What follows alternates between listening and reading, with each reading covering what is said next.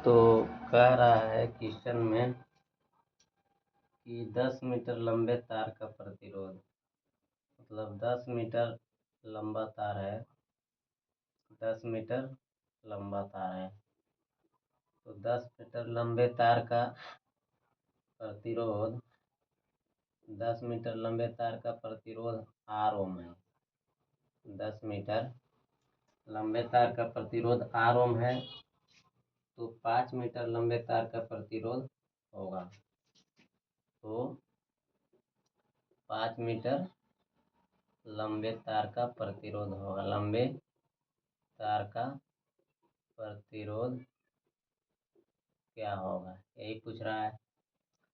तो देखिए, प्रतिरोध R बराबर क्या होता है, तो R बराबर होता है रो L बाय ए, यही होता है।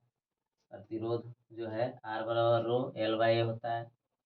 मतलब हम लोग कह सकते हैं कि प्रतिरोध जो है लंबाई के समानुपाती होता है और प्रतिरोध जो है क्षेत्रफल के व्युत्क्रमानुपाती होता है, ऐसा कह सकते हैं।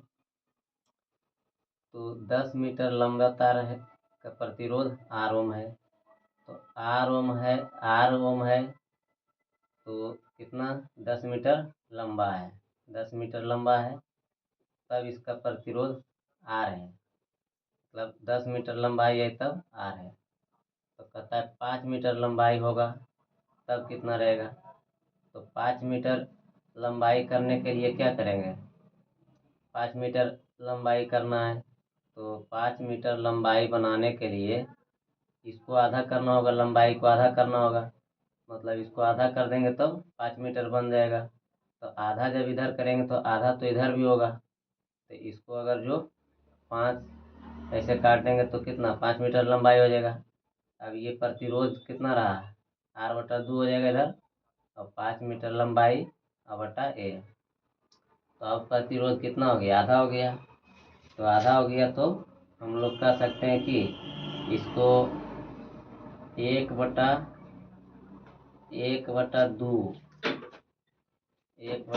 करके R इस प्रकार भी लिख सकते हैं, 1/2 करके R। अब इसको हम लोग 2 से भागा देंगे 1 में, तो 0.5 R भी लिख सकते हैं। मतलब अब प्रतिरोध हो जाएगा कितना, आधा हो जाएगा, यही आंसर है। अब अगला क्वेश्चन कहता है कि एक लंबी विद्युत धारावाही परिनालिका है, एक लंबी विद्युत धारावाही परिनालिका है, एक लंबी विद्युत धारावाही परिनालिका है, विद्युत धारावाही परिनालिका है, एक लंबी विद्युत धारावाही परिनालिका है। परिनालिका को इंग्लिश में क्या सोलेनोइड कहते हैं, सोलेनोइड है। तो यदि राहुल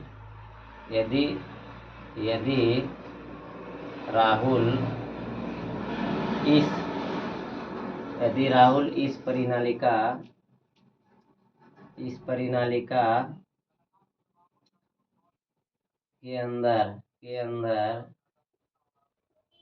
के अंदर चुंबकीय क्षेत्र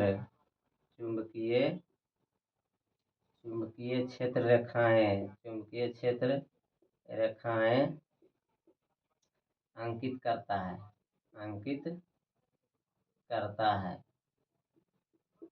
है तो यह दिखाई देती है, तो यह कैसी दिखाई देती है। यही क्वेश्चन है कि एक लंबी विद्युत धारावाही परिनालिका है, तो यदि राहुल मतलब परिनालिका के अंदर चुंबकीय क्षेत्र रेखाएं अंकित करता है तो यह कैसी दिखाई देगी, यही बताना है। तो परिनालिका इसको कहते हैं, तो तार को कुंडली के रूप में लपेटना ही परिनालिका कहलाता है। तार को कुंडली के रूप में लपेटना परिनालिका कहलाता है। तो कुंडली के रूप में लपेटना परिनालिका कहलाता है। तो बात है कि अंदर जो है ना, हर जगह चुंबकीय क्षेत्र समान होता है, ये जो इसको इस प्रकार भी लपेटेंगे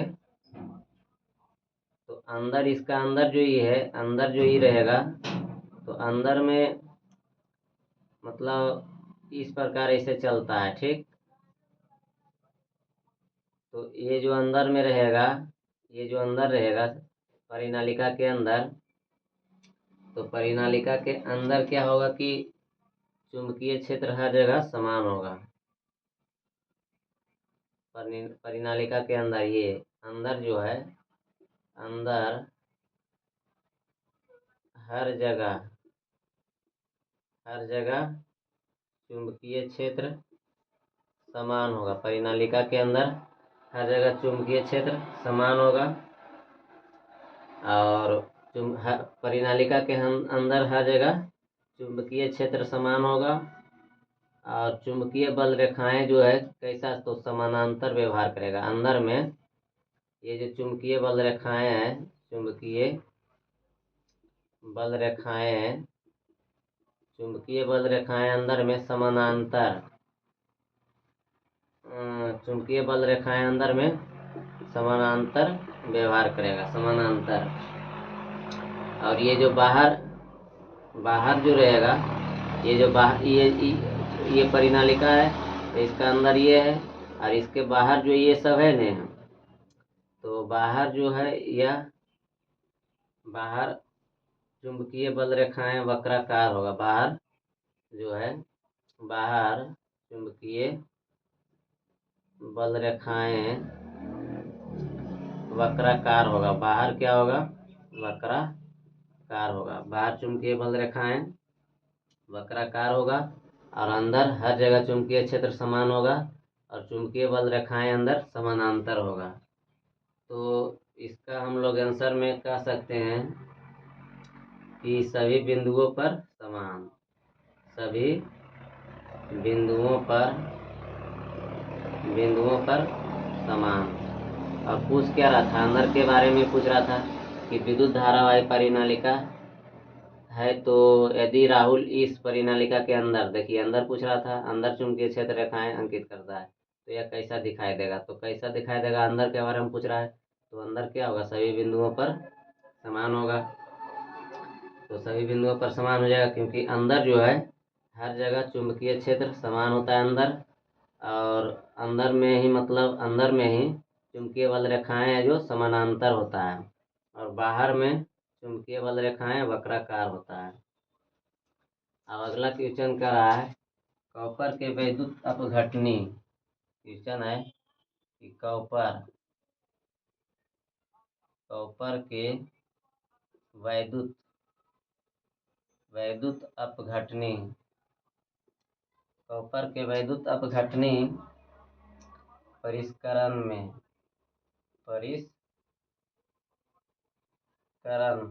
में निम्नलिखित में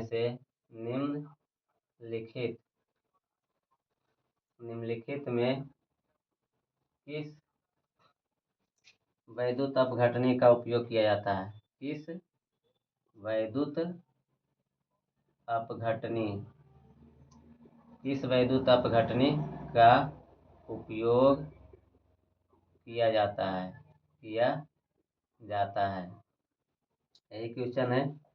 तो आंसर आपका हो जाएगा क्या, कॉपर सल्फेट का। आंसर होगा कॉपर सल्फेट। मतलब कॉपर के वैद्युत अपघटनी परिष्करण में किस वैद्युत अपघटनी का उपयोग किया जाता है, तो कॉपर सल्फेट का। आंसर क्या होगा, कॉपर सल्फेट। अब देखिए क्या है कि घोल है जो कि दो प्रकार के होता है। घोल है दो प्रकार का होता है, एगो विद्युत अपघट होता है, एक होता है विद्युत अपघट होता है। तो और दूसरा होता है विद्युत अनअपघट। दूसरा होता है विद्युत अनअपघट। घोल दो प्रकार के, एक विद्युत अपघट, दूसरा विद्युत अनअपघट होता है। तो विद्युत अपघट में धारा का प्रवाह होता है, विद्युत अपघट में धारा का प्रवाह होगा विद्युत अपघट में। और विद्युत अनपघट में धारा का प्रवाह नहीं होता है। विद्युत अनपघट में धारा का प्रवाह नहीं होता है। इसमें धारा का प्रवाह नहीं होता है। तो इसमें विद्युत अपघट के एग्जाम्पल में क्या क्या हो जाएगा, जैसे कि अम्ल हो जाएगा, अम्ल से धारा का प्रवाह होता है। क्षार हो जाएगा, क्षार से भी होता है। और इसमें जो विद्युत अपघट रहता है उसमें धारा का प्रवाह नहीं होता है। तो इसका एग्जाम्पल में क्या क्या हो जाएगा, जैसे कि शुद्ध जल हो जाएगा, शुद्ध जल, आशुद्ध जल, ये सभी से विद्युत धारा का प्रवाह नहीं होता है। लेकिन ये जो विद्युत अपघट होता है उसमें धारा का प्रवाह होता है। जैसे कि अम्ल, अम्ल क्या है, विद्युत का सुचालक है। क्षार क्या है, विद्युत का सुचालक है। तो इसमें से धारा का प्रवाह होता है। अब कहता है अगला नोट में आपका कि कार्बोहाइड्रेट और हाइड्रोकार्बन विद्युत के कुचालक होता है। कार्बोहाइड्रेट जो है, कार्बोहाइड्रेट कार्बोहाइड्रेट और हाइड्रोकार्बन, कार्बोहाइड्रेट और हाइड्रोकार्बन,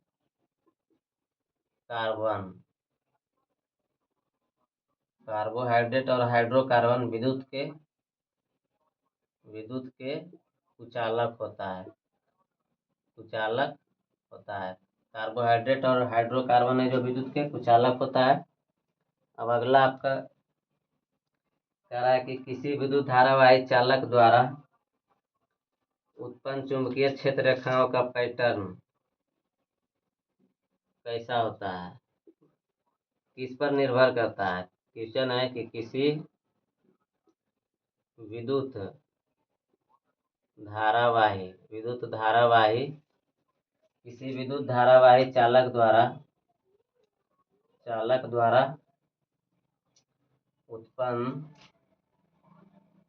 उत्पन्न चुंबकीय क्षेत्र रेखाओं का पैटर्न कैसा, पैटर्न किस पर निर्भर करता है। पैटर्न है जो कि किस पर निर्भर करता है। तो आंसर होगा चालक की आकृति पर निर्भर करता है। चालक की आकृति पर, चालक की आकृति पर निर्भर करता है, आकृति पर निर्भर करता है, चालक की आकृति पर निर्भर करता है। बात क्या है कि ये जो पैटर्न है लंबाई पर भी निर्भर करता है, मोटाई पर भी निर्भर करता है। तो ये दोनों आदि जो मतलब चालक की आकृति नहीं दिया रहेगा, लंबाई दिया रहेगा तो ये भी आंसर हो सकता है, मोटाई दिया रहेगा तो ये भी। लेकिन ये दोनों भी दिया हुआ अगर जो ऑप्शन में है और ये दिया हुआ है चालक की आकृति, तो पहला आंसर यही होगा कि चालक की आकृति पर निर्भर करता है। अगला है आपका क्वेश्चन कि विद्युत धारावाही वृत्ताकार पास के लिए क्षेत्र सामर्थ्य डैश होता है। क्वेश्चन है कि विद्युत धारावाही वृत्ताकार पास के लिए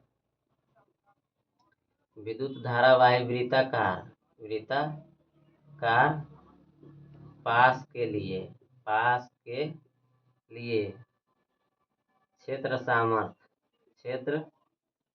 सामर्थ्य डैश होता है।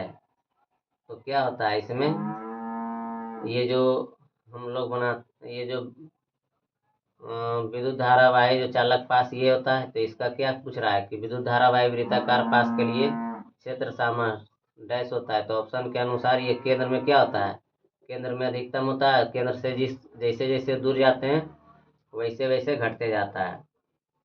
तो आंसर क्या होगा कि केंद्र पर अधिकतम होता है, केंद्र पर अधिकतम होता है। जैसे जैसे दूर जाएंगे उसे उसे घटते जाएगा, यही होता है। केंद्र पर अधिकतम होता है, जैसे जैसे दूर जाते हैं वैसे वैसे घटते जाता है।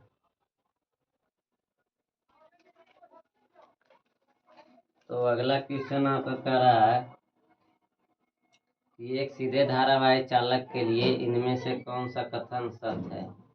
क्वेश्चन है कि एक सीधे धारावाही चालक के लिए इनमें से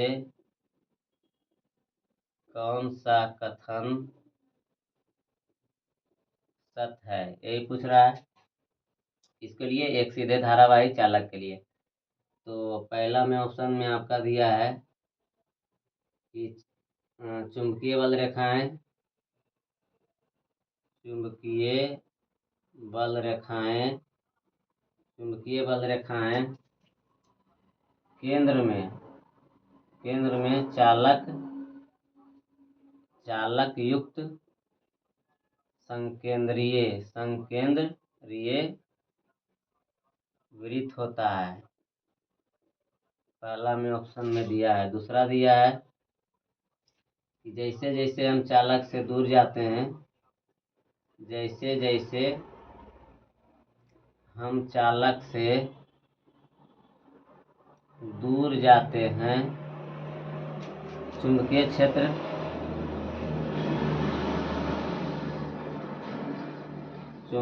क्षेत्र की प्रबलता बढ़ती जाती है।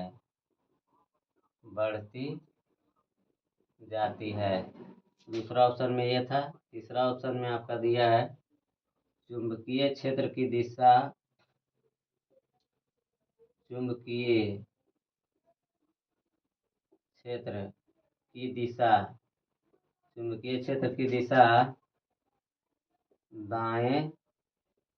दाएं हाथ के अंगूठे के नियम का उपयोग करके निर्धारित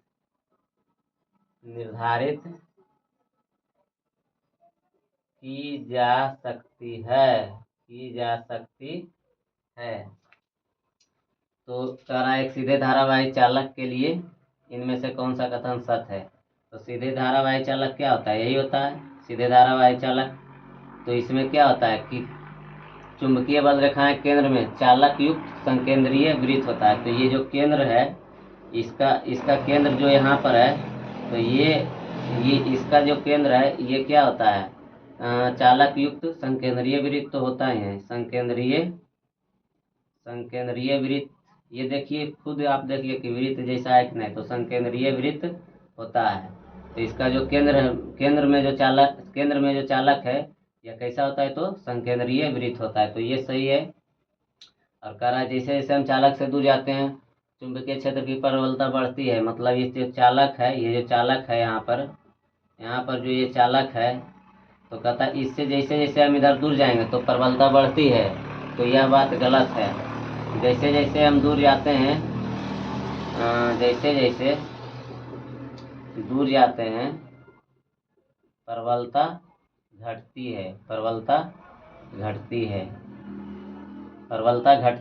जाती है। ठीक, प्रबलता घटती जाती है जैसे जैसे दूर जाते हैं। और परिधि पूछे तो परिधि बढ़ती है। मतलब इसका जो परिधि है बढ़ता जाता है, या फिर आकार पूछे तो बढ़ता जाता है, लेकिन प्रबलता घटते जाता है दूर जाने से। और कह रहा है कि केंद्र में चालक युक्त संकेंद्रीय वृत्त होता है। तो ये सही है। लेकिन अब अगला कहता है चुंबकीय क्षेत्र की दिशा दाएं हाथ के अंगूठे के नियम का उपयोग करके निर्धारित की जाती है। तो ये भी सही है। मतलब पहला और तीसरा है जो कि सही है। पहला तीसरा सही है, दूसरा गलत है। अब आगे है कि ऊष्मीय प्रभाव पर क्या क्या आधारित है। तो पहला आपको जानना है कि ऊष्मीय प्रभाव पर आधारित क्या क्या है। ऊष्मीय प्रभाव पर मतलब आधारित क्या क्या है, ऊष्मीय प्रभाव पर आधारित क्या क्या है। तो पहला आपका हो जाएगा टोस्टर है जो ऊष्मीय प्रभाव पर आधारित है। ओवन हो जाएगा, फिर हो जाएगा केतली, फिर हो जाएगा हीटर, फिर हो जाएगा विद्युत प्रेस, और बल्ब हो जाएगा और फ्यूज हो जाएगा। ये सभी ऊष्मीय प्रभाव पर आधारित है। औष्मीय प्रभाव कहे इसको या फिर तापीय प्रभाव कहे, उष्मीय प्रभाव कहे या तापीय प्रभाव कहे। तो यह सिद्धांत किसने दिया था? तो जूल ने दिया था। उष्मीय प्रभाव कहे या तापीय प्रभाव कहे, तो यह सिद्धांत जूल ने दिया था। उष्मीय या तापीय एक ही बात हुआ। तो दिया था कौन? जूल ने, मतलब खोज किया था जूल ने। अगला है कि रासायनिक प्रभाव। रासायनिक प्रभाव, तो रासायनिक प्रभाव के खोज कौन किए थे? तो फैराडे। फैराडे किए थे रासायनिक प्रभाव के खोज। रासायनिक प्रभाव पर आधारित क्या क्या है? तो प्रिंटिंग मशीन है, प्रिंटिंग मशीन है, बैटरी है और इलेक्ट्रोप्लेटिंग है, इलेक्ट्रोप्लेटिंग है। ये सभी रासायनिक प्रभाव पर आधारित है। अब पूछेगा चुंबकीय प्रभाव पर आधारित क्या क्या है? चुंबकीय प्रभाव, तो पहले जानना है कि चुंबकीय प्रभाव के खोज कौन किया था? तो एच सी ओर्स्टेड। चुंबकीय प्रभाव के खोज किए थे एच सी ओर्स्टेड। और इस पर आधारित क्या क्या है? तो ट्रांसफार्मर है, फिर जनरेटर है, मोटर है, आमीटर है, वोल्ट मीटर और विद्युत घंटी, ये सभी चुंबकीय प्रभाव पर आधारित है। अब आपको जानना है कि चुंबकीय क्षेत्र की तीव्रता। तो अब देखिए क्या है कि चुंबकीय क्षेत्र की तीव्रता, चुंबकीय क्षेत्र की तीव्रता, चुंबकीय क्षेत्र की तीव्रता या विद्युतीय क्षेत्र की तीव्रता, चुंबकीय क्षेत्र की तीव्रता या विद्युतीय क्षेत्र की तीव्रता। चुंबकीय क्षेत्र की तीव्रता या विद्युतीय क्षेत्र की तीव्रता जो है सदिश राशि है। कैसी है? तो सदिश राशि है। चुंबकीय क्षेत्र की तीव्रता या विद्युतीय क्षेत्र की तीव्रता जो है सदिश राशि है। अगला है विद्युतीय या चुंबकीय विभव जो है, विद्युतीय विभव कहे या चुंबकीय विभव कहे, तो ये अदिश राशि है। विद्युतीय विभव कहे या चुंबकीय विभव कहे, अदिश राशि है। अब अगला आपको है सही कथन का पहचान करना है। सही कथन का पहचान करें। तो सही कथन का पहचान करना है आपको। तो पहला में दिया है कि किसी भी बिंदु पर इसकी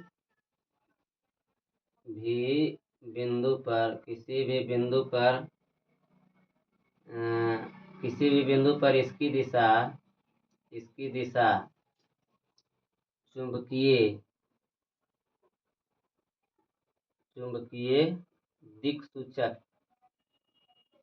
दिक् सूचक द्वारा मापी जाती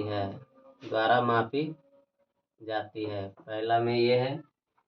दूसरा में कहता है कि एक स्वतंत्र रूप से निलंबित सुई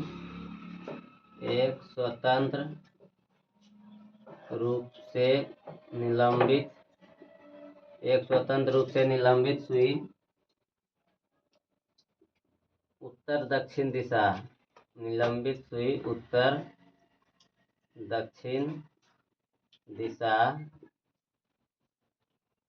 में इंगित करती है। तीसरा में आपका दिया है चुंबकीय क्षेत्र रेखाएं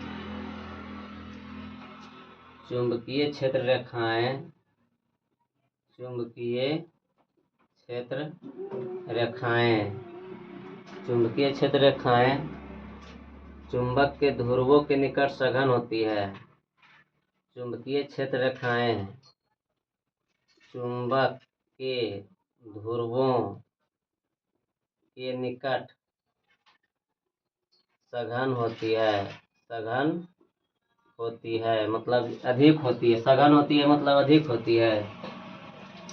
अगला है 4 में आपका कि चुंबकीय क्षेत्र रेखाएं किसी दिए गए बिंदु पर प्रतिच्छेद कर सकती है। कहता है कि चुंबकीय क्षेत्र रेखाएं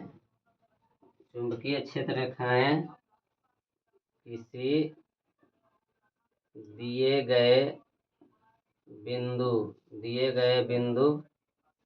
पर प्रतिच्छेद कर सकती है। यही 4 क्वेश्चन है। तो पहले आपको जानना है कि ये चुंबक है इस प्रकार, तो ये नॉर्थ पोल हुआ और ये साउथ पोल हुआ। तो नॉर्थ पोल हुआ और साउथ पोल हुआ, तो इस प्रकार ऐसे गुजरते रहेगा। ठीक, तो इसका कंसेप्ट जानना है कि पूछेगा कि चुंबक के बाहर चुंबकीय क्षेत्र रेखाएं कहाँ से कहाँ निकलती, मतलब किस दिशा से किस दिशा जाते हैं। तो चुंबक के बाहर उत्तर से निकलती है और दक्षिण दिशा में चुंबकीय क्षेत्र रेखाएं जाती है, उत्तर से निकलकर दक्षिण में। लेकिन पूछेगा कि अगर जो चुंबक के अंदर मतलब वो जो चुंबकीय क्षेत्र रेखाएं किस दिशा से किस दिशा कार्य करती है, तो दक्षिण से उत्तर। अंदर दक्षिण से उत्तर और बाहर उत्तर से दक्षिण। मतलब चुंबकीय क्षेत्र रेखाएं अंदर चुंबक के अंदर दक्षिण से उत्तर जाती है और बाहर पूछेगा तो उत्तर से दक्षिण। और ये रेखाएं जो है कभी भी एक दूसरे को प्रतिच्छेद नहीं करती है, और ये जो ध्रुव पर चुंबकत्व का मान सबसे अधिक होता है। मतलब चुंबकत्व गुण जो है, ये जो ध्रुव है यहाँ पर जो ध्रुव रहेगा, चुंबकत्व गुण ध्रुव पर अधिकतम रहेगा। और ये जो बीच में रहेगा ना, यहाँ पर चुंबकत्व के गुण मतलब सटने का गुण, मतलब केंद्र में है जो मतलब एकदम नहीं होगा, वहाँ पर विकर्षित करेगा, वहाँ पर ही ठेलेगा, विकर्षित करेगा। ठीक, केंद्र में एकदम न्यूनतम होता है चुंबकत्व गुण चुंबक में, लेकिन ध्रुव पर अधिकतम होता है। तो यहाँ पर देखिए क्या कर रहा है कि किसी भी बिंदु पर इसकी दिशा चुंबकीय दिक्सूचक द्वारा मापी जाती है। तो ये तो सही है कि चुंबकीय दिक्सूचक मतलब एक मशीन है चुंबकीय दिक्सूचक, उसमें नॉर्थ पोल साउथ पोल दिया रहता है, तो उसी के द्वारा मतलब इसको देखा जाता है कि हाँ दक्षिण दिशा है या उत्तर दिशा है। तो किसी भी बिंदु पर इसकी दिशा चुंबकीय दिक्सूचक मतलब चुंबकीय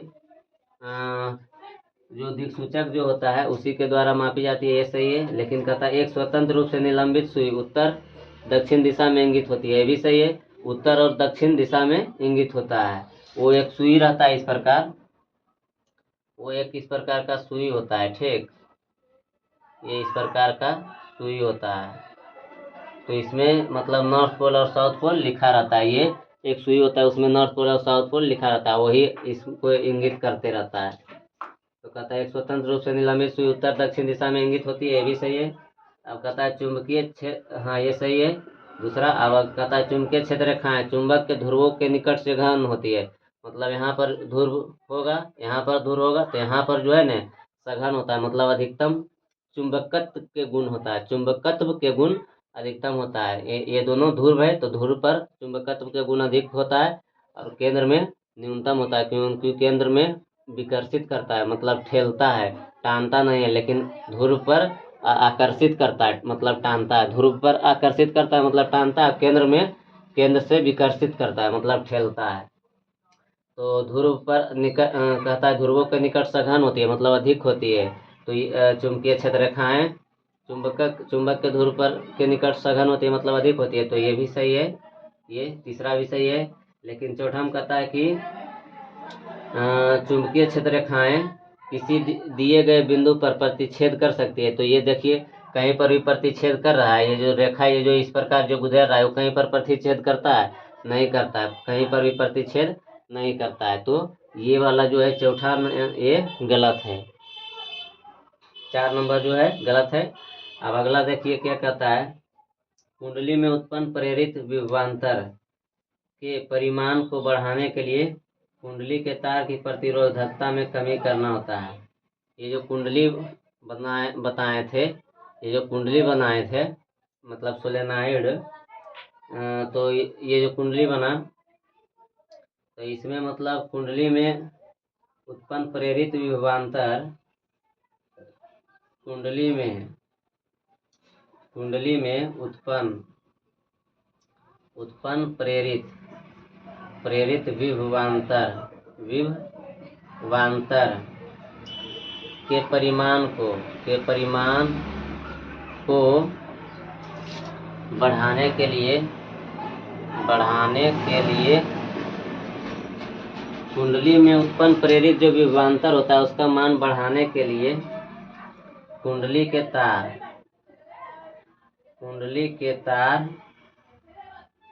की प्रतिरोधकता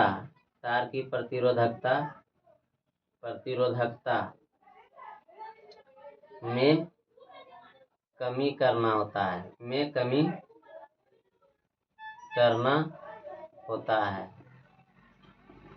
करना होता है। मतलब सीधा है कि कुंडली में जो विभवांतर उत्पन्न हो रहा है, मान लीजिए जो विभवांतर कुंडली में जो विभवांतर उत्पन्न हो रहा है, तो विभवांतर के परिमाण को मतलब विभवांतर के मान को बढ़ाना है। तो उसके लिए क्या करेंगे कि कुंडली के तार में जो प्रतिरोधकता है, जो उसमें प्रतिरोध जो है उसको कम करना होगा। वही कह रहा है कि कुंडली में उत्पन्न प्रेरित विभवांतर के परिमाण को बढ़ाने के लिए कुंडली के तार के प्रतिरोधकता में कमी करना होता है। कुंडली में जो उत्पन्न होता है विभवांतर, तो उस विभवांतर के मान को मतलब विभवांतर के मान यानी कि परिमाण को बढ़ाना है यदि जो, तो क्या करना होगा कि कुंडली के तार में जो प्रतिरोधक जो है, तो प्रतिरोधकता जो उसको कम करना होगा। वही कहता है प्रतिरोधकता में कमी करना होता है। अगला कहता है एक धारावाही परिनालिका के कारण, क्वेश्चन है कि एक धारावाही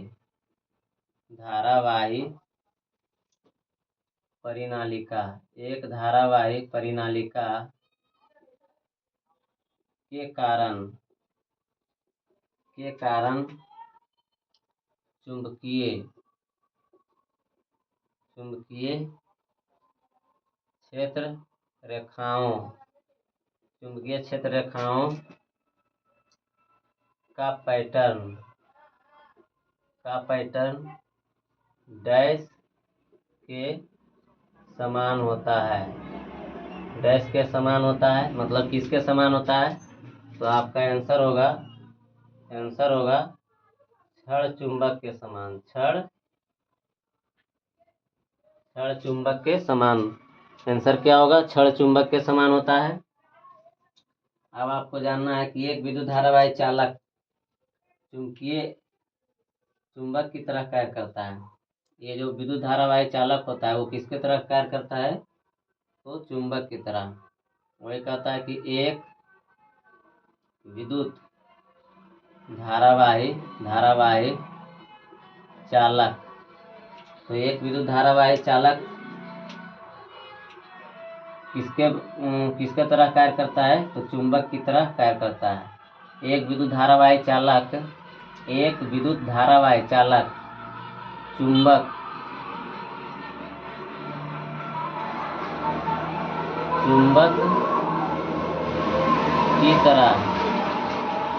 की तरह कार्य करता है। एक विद्युत धारावाही चालक जो है चुंबक की तरह कार्य करता है। विद्युत हीटर जो है ऊष्मीय प्रभाव पर कार्य करता है। विद्युत हीटर जो है ऊष्मीय प्रभाव पर आधारित है। और चुंबकीय क्षेत्र निर्भर करता है। तो चुंबकीय क्षेत्र जो है किस पर निर्भर करता है? चुंबकीय क्षेत्र चुंबकीय क्षेत्र निर्भर करता है, चुंबकीय क्षेत्र निर्भर करता है। तो चुंबकीय क्षेत्र किस पर निर्भर करता है? तो तार से दूरी और तार में प्रवाहित धारा दोनों पर। चुंबकीय क्षेत्र है जो किस पर निर्भर करता है? तो तार से दूरी और तार में प्रवाहित धारा दोनों पर। ठीक, ऐसे भी चुंबकीय क्षेत्र निर्भर करेगा किससे? तार से दूरी, तार से जितना दूर जाएगा उतना चुंबकीय क्षेत्र कम होगा, तार से जितना दूर जाएगा उतना चुंबकीय क्षेत्र कम होगा। और तार में प्रवाहित जो धारा होगा, धारा के मान बढ़ाएंगे तो चुंबकीय क्षेत्र का मान बढ़ेगा। धारा का मान बढ़ाएंगे तो चुंबकीय क्षेत्र का मान बढ़ेगा, और तार से जितना दूर जाएंगे उतना चुंबकीय क्षेत्र का मान घटेगा। वही कहता है कि चुंबकीय क्षेत्र निर्भर करता है। तो तार से दूरी मतलब तार से जितना दूर जाएंगे उतना चुंबकीय क्षेत्र घटेगा, और धारा का मान बढ़ाएंगे तो चुंबकीय क्षेत्र का मान बढ़ेगा। वही कहता है कि चुंबकीय क्षेत्र निर्भर करता है तार से दूरी पर और तार में प्रवाहित धारा दोनों पर। अगला कहता है एक सीधा धारावाही चालक। एक सीधा धारावाही चालक,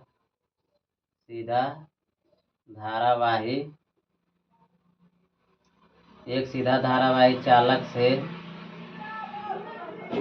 दूर जाने पर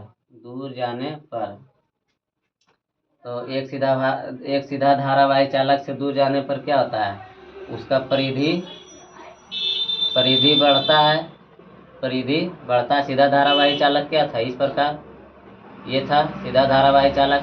तो इससे दूर जाएंगे, इससे यदि जो दूर जाएंगे तो क्या होगा? इसका परिधि बढ़ेगा, और क्षेत्र में चुंबकीय क्षेत्र जो है, चुंबकीय क्षेत्र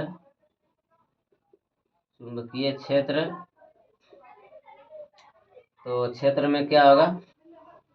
कमी होगा, क्षेत्र में कमी होगा, उसका परिधि में वृद्धि होगा। चुंबक की प्रबलता में कमी होगा। चुंबकीय क्षेत्र में कमी नहीं होगा, चुंबकीय क्षेत्र की प्रबलता में कमी होगा। चुंबकीय क्षेत्र की प्रबलता में कमी होगा। चुंबकीय क्षेत्र की प्रबलता में कमी होगा और परिधि में वृद्धि होगा।